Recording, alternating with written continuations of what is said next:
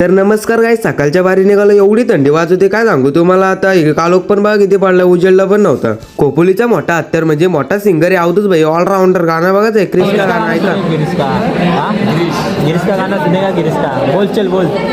दिल ना दिया तो क्या किया आके दुनिया.